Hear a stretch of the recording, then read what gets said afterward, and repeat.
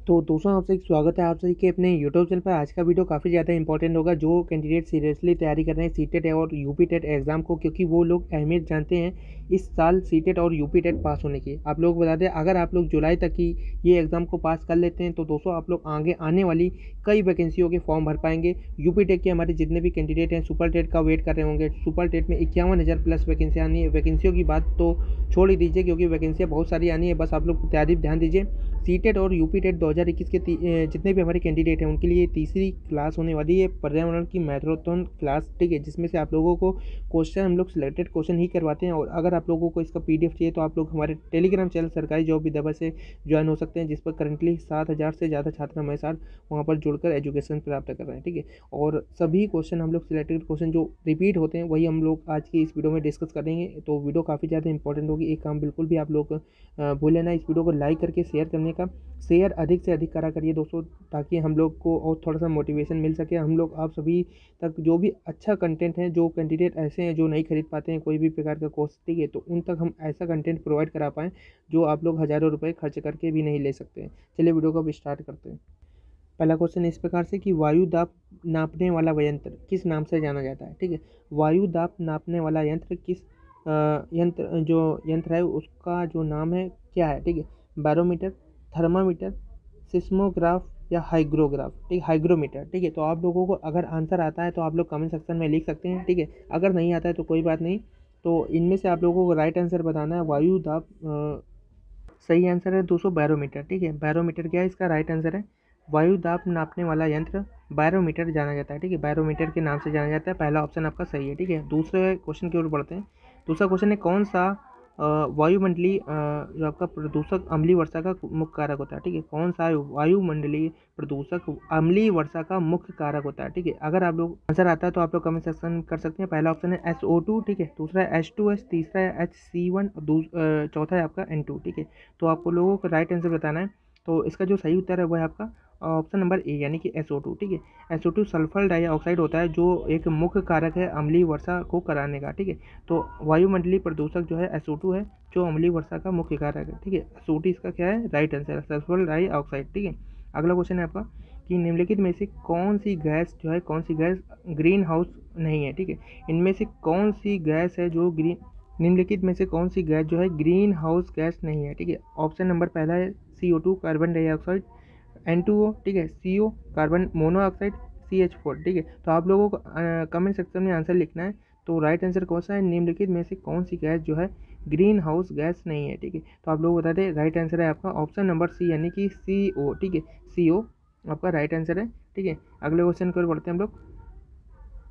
अगला क्वेश्चन है दोस्तों, वायुमंडल में 99% भाग है किन दो गैसों का विस्तार है, ठीक है। वायुमंडल में 99% भाग पर किन दो गैसों का विस्तार है। तो आप लोग कमेंट बॉक्स में आंसर लिख सकते हैं दोस्तों। ये सारे के सारे क्वेश्चन ऐसे क्वेश्चन हैं जो यूपी टेट और सी टेट एग्जाम में पूछे हुए हैं। तो दोस्तों ये आप लोग ये ध्यान कर लीजिए कि एक एक क्वेश्चन आप लोगों को अच्छे से समझना है। ये क्वेश्चन आप लोगों को देखने को मिलेंगे सी टेट एग्ज़ाम 2021 में, ठीक है, और यूपी टेट एग्ज़ाम 2021 में। तो ज़रूर मेक श्योर करें आप लोग नोट्स भी बनाते चलें, अगर आप लोग बना सकते हैं। अगर नहीं बना सकते हैं तो एक काम करिए, स्क्रीनशॉट ले लीजिए, ठीक है। स्क्रीनशॉट ले लें आप लोग, ठीक है। तो इसका जो राइट आंसर है वो कौन सा है, आप लोग कमेंट सेक्शन में कमेंट कर सकते हैं। ओजोन एवं ऑक्सीजन, ऑक्सीजन एवं नाइट्रोजन, कार्बन डाइऑक्साइड एवं ओजोन, आर्गन एवं ओजोन, ठीक है। तो आप लोग कमेंट बॉक्स में आंसर कर सकते हैं अगर आप लोगों को आंसर आता है।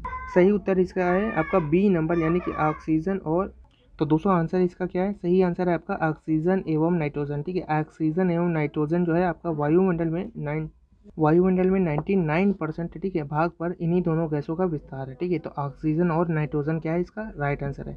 अगले क्वेश्चन की ओर बढ़ते हैं। वायुमंडल की सबसे निचली परत का क्या नाम होता है, ठीक है। वायुमंडल की सबसे निचली परत कौन सी होती है, ठीक है। पहला आपका ऑप्शन है समताप मंडल, दूसरा है आपका ओजोन, तीसरा है आपका अयन मंडल, और चौथा है आपका शोभ मंडल, ठीक है। तो आप लोग आंसर बता सकते हैं अगर आपको आता है। तो इसका जो सही उत्तर है वो है आपका शोभ मंडल, ठीक है। शोभ मंडल ये होती है आपकी वायुमंडल की सबसे निचली परत होती है, ठीक है। शोभ मंडल क्या है, राइट आंसर है। वायुमंडल की सबसे निचली परत का नाम क्या है, शोभ मंडल इसका सही उत्तर है, ठीक है। अगले क्वेश्चन की ओर बढ़ते हैं। अगला जो क्वेश्चन है, वायुमंडल पृथ्वी के वातावरण की किस सतह में ओजोन परत पाई जाती है, ठीक है।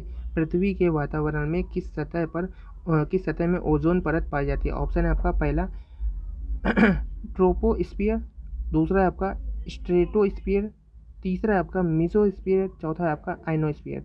इन सभी वातावरण की परतों में से पृथ्वी के वातावरण में तो दोस्तों इनमें से किस सतह पर जो है ओजोन परत पाई जाती है, आप लोगों को बताना है। तो राइट आंसर क्या है आपका स्ट्रेटोस्फियर, इसका राइट आंसर है। पृथ्वी के वातावरण की स्ट्रेटोस्फियर सतह में जो है आपका ओजोन परत पाई जाती है। ठीक है, तो राइट आंसर क्या है आपका स्ट्रेटोस्फियर, यानी कि ऑप्शन नंबर बी सही है।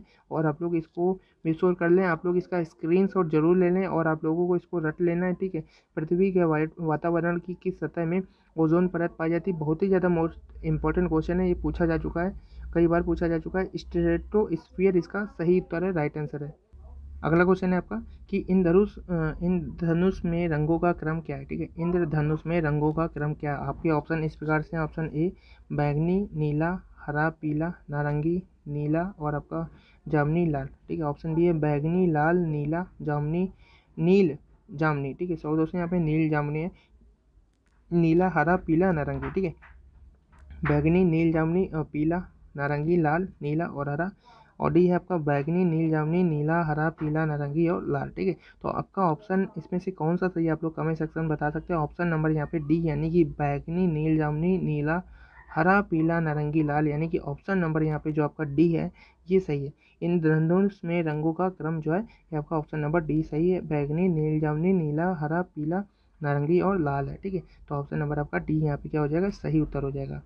अगला क्वेश्चन है आपका बंद कमरे में यदि कोई 3-4 घंटे के लिए कोयले की अंगीठी का प्रयोग करता है तो इसका खतरनाक प्रभाव होगा। ठीक है, पहला है आपका ऑप्शन कमरे का तापमान असाधारण रूप से बढ़ जाएगा, दूसरा आपका रक्त में कार्बन डाइऑक्साइड की मात्रा बढ़ जाएगी, तीसरा है रक्त में कार्बन मोनोऑक्साइड की मात्रा बढ़ जाएगी, चौथा है आपका रक्त में हीमोग्लोबिन की मात्रा बढ़ जाएगी। ठीक है, तो आप लोग देखिए यहाँ पे ऑप्शन नंबर डी तो हो ही नहीं सकता, हीमोग्लोबिन की मात्रा बढ़ जाएगी। ठीक है, तो यहाँ पे आप लोगों का कौन सा जो ऑप्शन है वो आप लोगों का सही है। ठीक है, तो देखिए यहाँ पे कमरे का तापमान आपका जो है खतरनाक प्रभाव पड़ेगा, वो तो बढ़ ही जाएगा। ठीक है, लेकिन रक्त में कार्बन मोनोऑक्साइड की मात्रा बढ़ जाएगी, यानी कि ऑप्शन नंबर यहाँ पे आपका जो सी है वो सही है। ठीक है, ऑप्शन नंबर यहाँ पे सी आपका सही है। बंद कमरे में यदि 3 से 4 घंटे के लिए कोयले की अंगीठी का प्रयोग किया जाता है तो कार्बन मोनोऑक्साइड की जो मात्रा होती है कमरे में बढ़ जाएगी। ठीक है, जिसके कारण वो रक्त में भी घुलकर उस पर बुरा असर डालती है। तो ऑप्शन नंबर सी यहाँ पे सही, रक्त में कार्बन मोनोऑक्साइड की जो मात्रा है वो बढ़ जाएगी। ऑप्शन नंबर क्या है, सी यहाँ पे सही उत्तर है।